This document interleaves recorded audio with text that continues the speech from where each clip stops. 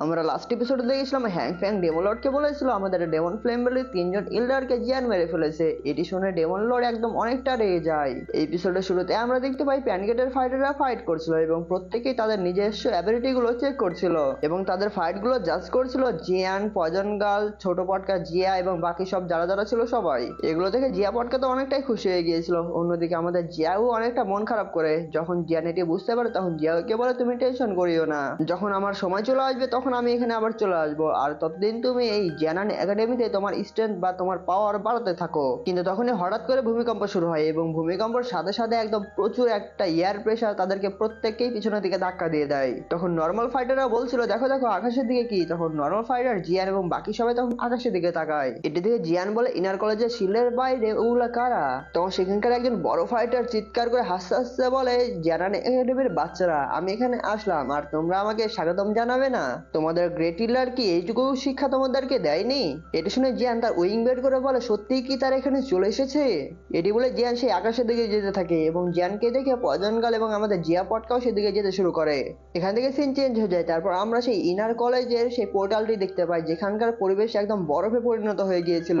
সেখানকার পরিবেশ পুরোটা একদম বরফে পরিণত হওয়ার কারণে সেখানকার যে গাড়িগুলো চলছিল মানে জাহাজগুলো চলছিল সেগুলো মাটির সাথে ধাক্কা খেয়ে পড়ে যায় এবং সাথে সাথে আকাশ থেকে বরফের তৈরি পাথরও নিচের দিকে পড়ছিল। এই জন্য সেখানকার একজন নর্মাল ফাইটার সেখান থেকে পালাতে শুরু করে এবং পালাতে পালাতে একটা বড় পাথর তার সামনে একদম চলেই আসে এবং তখনই সেখানে চলে আসে আমাদের ফার্স্ট টিলার। তখন ফার্স্ট টিলার তার পাওয়ার ইউজ করে সেই পাথরটিকে একদম টুকরো টুকরো করে ফেলে দেয়। তখন ফার্স্ট টিলার সেই নর্মাল ফাইটারটিকে বলে তোমরা এখান থেকে তাড়াতাড়ি চলে যাও, আর এখানে যে ঠান্ডা আবহাওয়াটা আছে সেই আবহাওয়াটা যেন তোমাদের বডিকে টাচ না করতে পারে, তাড়াতাড়ি পালাও। এটি শুনে সেখানকার নর্মাল ফাইটাররা পালাতে শুরু করে। তখন সেখানকার সকল ইল্ডার সেই পোর্টালের দিকে দেখতে শুরু করে এবং কিছুক্ষণ সময়ের পর সেই পোর্টালটি বন্ধ হয়ে যায়। পোর্টালটি বন্ধ হওয়ার সাথে সাথে সেখান থেকে বের হয়ে আসে ডেমন লর্ড বা ডেমন ঘোস্ট। ডেমন ঘোস্ট একদম আস্তে আস্তে জ্যানান একাডেমির দিকে যাচ্ছিল এবং অন্যদিকে হ্যাং ফ্যাং একদম ছোট বাচ্চার মতো হয়েছিল, মানে যে হ্যাং ফ্যাং কিছুই জানে না। ডেমন ঘোস্ট ফার্স্ট হিলার এবং বাকি হিলারকে দেখে হাসতে শুরু করে। তখন সেখানে ফার্স্ট হিলার চলে আসে। তখন ফার্স্ট হিলার ডেমন ঘোস্টকে বলে তুমি এখানকার কোনো রুলস না মেনে এই আমাদের জ্যানান একাডেমিতে প্রবেশ করেছো, যা একদম পুরোপুরি যুদ্ধের ইঙ্গিত করে। তোমার কাজ কাম দেখে তো তাই মনে হচ্ছে, আর তুমি কি সত্যি আমাদের সাথে যুদ্ধ করতে চাও? এটি শুনে ডেমন লর্ড হাসতে শুরু করে এবং বলে সুকিয়াং, আমি যখন তোমাকে লাস্ট বার দেখেছিলাম তখন তুমি দাহং লেভেলের পিকে ছিলে আর এখন তুমি দাওজং লেভেলে পৌঁছে গিয়েছো। দাওজং লেভেলে পৌঁছানোর সাথে সাথে তুমি তো বেশি পটর পটর করাও শুরু করে দিয়েছো। আচ্ছা এখন সেই কথা বাদ দিই, এখন মেইন কথায় আসি। তুমি এবং তোমার জিয়ান একাডেমি যদি ভালো চাও তাহলে জিয়ানকে আমার হাতে তুলে দাও। জিয়ান আমাদের ওয়ান ভ্যালির বা ডেমন ফ্লেম ভ্যালি তিনজন ইল্ডারকে মেরে ফেলার সাহস করেছে, তার জন্য তাকে তো শাস্তি পেতেই হবে। এই জন্য জিয়ানের সাথে আমার কিছু পার্সোনাল ঝামেলা মেটাতে হবে, তাড়াতাড়ি জিয়ানকে আমার হাতে তুলে দাও। তখন ফার্স্ট ইল্ডার বলে যখন ফাইট হচ্ছিল তখন ফ্যাংইং এবং বাকি দুই ইল্ডার জিয়ানকে মেরে ফেলার চেষ্টা করছিল, আর এই পরিস্থিতিতে জিয়ান কি করবে? আর তুমি বলছো তুমি জিয়ানকে মেরে ফেলবে? বাহ, ভালোই কথা শোনালে। তখন ডেমন লর্ড হেসে হেসে বলে তুমি কি সত্যি জিয়ানকে বাঁচাতে চাচ্ছ? ডেমন লর্ড আরো বলে যদি এরকমই হয়ে থাকে তাহলে তোমার গ্রেট ইল্ডারকে ডাকো, আমি সরাসরি গ্রেট ইল্ডারের সাথে কথা বলবো। তখন ফার্স্ট ইল্ডার বলে এরকম কথা বলে আমাদেরকে মজা দিও না, কারণ যদি গ্রেট ইল্ডার এখানে থাকতো তাহলে তুমি জীবনও এখানে আসার সাহস করতে না। এটি শুনে ডেমন লর্ড অনেক রেগে যায় এবং বলে সুকিয়াং, তুমি ভেবো না যে আমি তোমাদের গ্রেট ইল্ডারকে দেখে ভয় পাই, তাই আমি তোমাকে আজ সতর্ক করছি যে জিয়ানকে যদি আমার হাতে তুলে না দাও তাহলে এই জিয়ান একাডেমি এবং ইনার কলেজ পুরোপুরি ডিস্ট্রয় করে দিব। তখনই সেখানে জিয়ান চলে আসে এবং ডিয়ান ডেমন লর্ডকে বলে আমি অবাক হচ্ছি যে আপনি আমার নাম এখনো মনে রেখেছেন। তখন হ্যাং ফ্যাং রেগে গিয়ে জিয়ানকে দেখে বলে জিয়ান। তখন ডেমন লর্ড বলে ও আচ্ছা তুমিই জিয়ান। তখন হ্যাং ফ্যাং কাছে এসে বলে ঘোস্ট ইল্ডার, এই হলো সেই জিয়ান যে আমাদেরকে তিনজন ইল্ডারকে মেরে ফেলেছে, এবং আস্তে আস্তে বলে তার সাথে সাথে কিন্তু বুদ্ধি লিকুইড সালাইবাও জিয়ানের কাছে আছে। এটি শুনে ডেমন লর্ড বলে বুদ্ধি লিকুইড সালাইবা, এবং ডেমন লর্ডের মুখে মনে হয় ফেয়ার অ্যান্ড লাভলির ঝলক চলে আসে। তখন ডেমন লর্ড জিয়ানকে বলে তুমি কি আমার সাথে এমনি এমনি যাবে, না হলে তোমার হাত পা ভেঙে একদম টুকরো টুকরো করে তোমাকে এখান থেকে নিয়ে যাব। এটি শুনে ফার্স্ট ইল্ডার অনেক রেগে যায় এবং ডেমন ঘোস্টকে বলে ডেমন ঘোস্ট তুমি কি আমাদের উপর অ্যাটাক করতে চাও? আর যদি অ্যাটাক করো আমি আমার জীবন দিয়ে হলো তোমাকে থামাবো। তখন তুমি বুঝতে পারবে আমাদের জিয়ানান একাডেমির মধ্যে কোনো পাগলের জায়গা হয় না। এটি শুনে যে ইল্ডার গুলো ছিল তারা ফাইটের মোডে চলে আসে এবং পিছন দিক থেকে হুজি এবং ওহাও চলে আসে। এটি শুনে ডেমন ঘোস্ট একদম হা হা করে চিৎকার করে হাসতে শুরু করে। তখন ডেমন ঘোস্ট ফার্স্ট ইল্ডারকে বলে তুমি কি ভেবেছো তুমি কি ম্যাংতিয়াং জি? আমি এখানে সবাইকে ভালোভাবে সতর্ক করেছি, তারপরও দেখছি আজকে জিয়ানকে কে হেল্প করার সাহস দেখায়। আর আজকে যে জিয়ানকে সাহায্য করবে সে ডেমন ফ্লেম ভ্যালি এবং মন ভ্যালির একদম পুরোপুরি শত্রু হয়ে যাবে। তখন জিয়ান বলে fair and lovely demon ghost তোমার মেইন টার্গেট কি আমরা বুঝি না? তোমার মেইন টার্গেট হলো বুদ্ধিলিকির সালাইবাকে নিয়ে নেওয়া, কিন্তু তুমি যে কারণটা আমাকে দেখিয়েছো তিনজন ইল্ডারকে মারার কারণে তুমি এখানে এসেছো এটা একদম পুরোপুরি ফেক।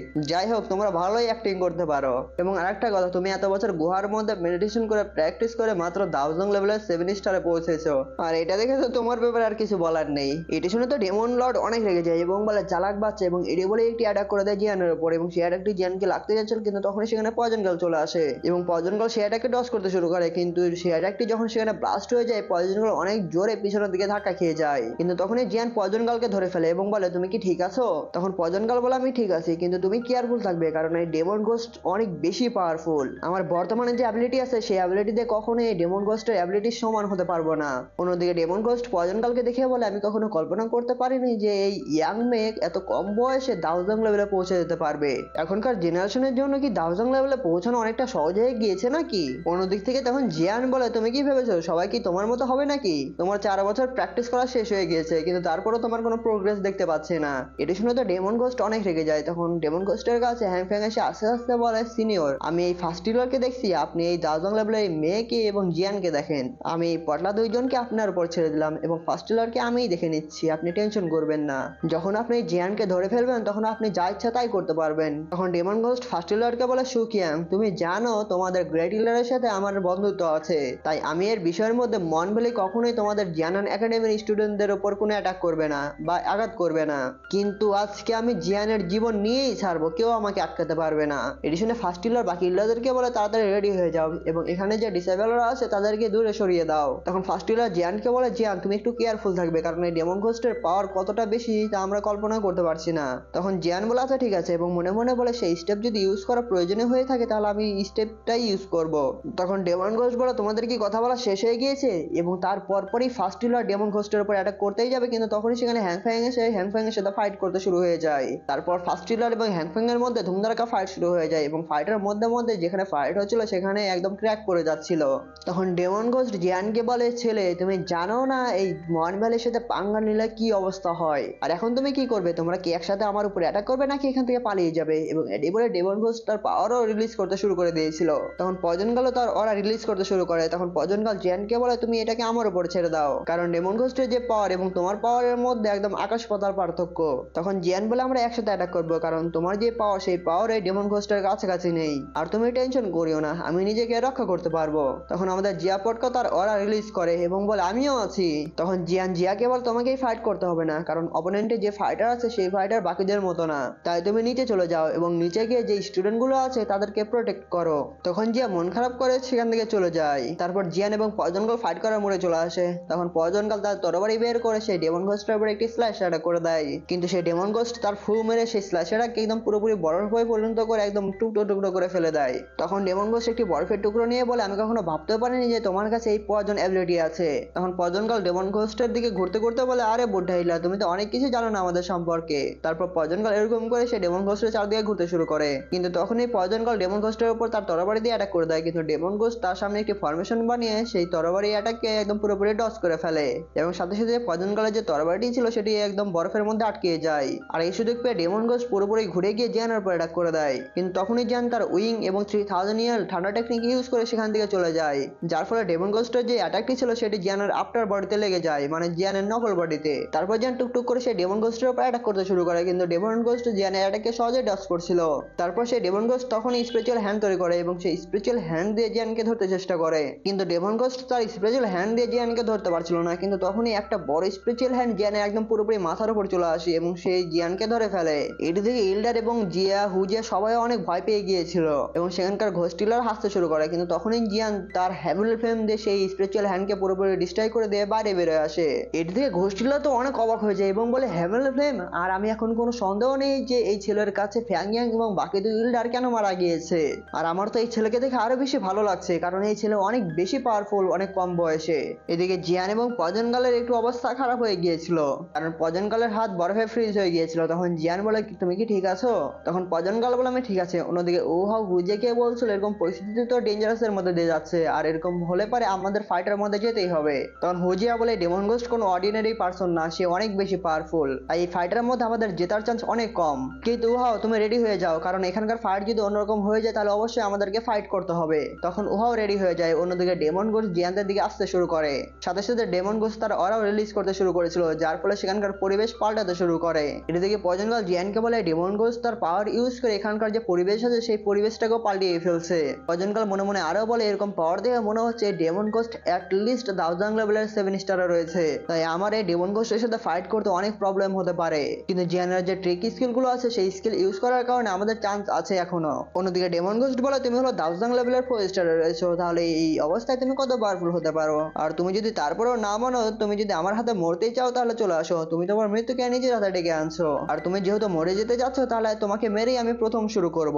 তখনই পজনকাল সেই ডেমন গোস্টের অ্যাটাক করে দেয় এবং ডেমন গোস্ট এবং পজনকালের মধ্যে তখন সেখানে ধুমধারাক্কা ফাইট শুরু হয়ে যায়। পজনকাল ডেমন গোস্টের সাথে ভালোভাবে ফাইট করছিল, কিন্তু ফাইট করতে করতে পজনকাল যখন ডেমন গোস্টের বডিকে টাচ করে তখন পজনকালের হাত একদম পুরোপুরি বরফে পরিণত হয়ে যায়। এবং তারপর যখন তারা ফাইট করছিল এবং ফাইট করার সাথে সাথে সেখানে ক্র্যাক পড়ে যাচ্ছিল এবং ফাইটের সাথে সাথে যে ব্লাস্ট গুলো হচ্ছিল সেই ব্লাস্টের কারণে আশেপাশে থাকা পাহাড়গুলো একদম চূর্ণ বিচূর্ণ হয়ে যায়। তারপর ফাইট করতে করতে ডেমন গোস্ট পজনকালকে পিছনে দিকে ধাক্কা দিয়ে দেয় এবং ডেমন গোস্ট তার পাওয়ার রিলিজ করতে শুরু করে, যার ফলে আশেপাশে যে জায়গাগুলো ছিল এবং পাহাড়গুলো ছিল পুরোপুরি সেগুলো বরফে পরিণত হয়ে যায়। এগুলো দেখে পজনকাল একটু ভয় পেয়ে গিয়েছিল। অন্যদিকে ডেমন গোস্ট তার অরা দিয়ে সেখানে অনেকগুলো তীর তৈরি করে ফেলে। তখন ডেমন গোস্ট পজনকালকে বলে তুমি জিয়ানের অনেক বেশি কেয়ার করো, তাই তুমি আগে মরো। যখন পজনকাল আইস কিউব গুলো নিজের দিকে আসতে দেখতে পায় তখন পজনকাল তার পাওয়ার ইউজ করে সেখানে একটি শিল্ড ক্রিয়েট করে ফেলে এবং সেই শিল্ডের জন্য যে আইস কিউব গুলো ছিল সেগুলো পুরোপুরি সেখানে ডিস্ট্রয় হয়ে যাচ্ছিল।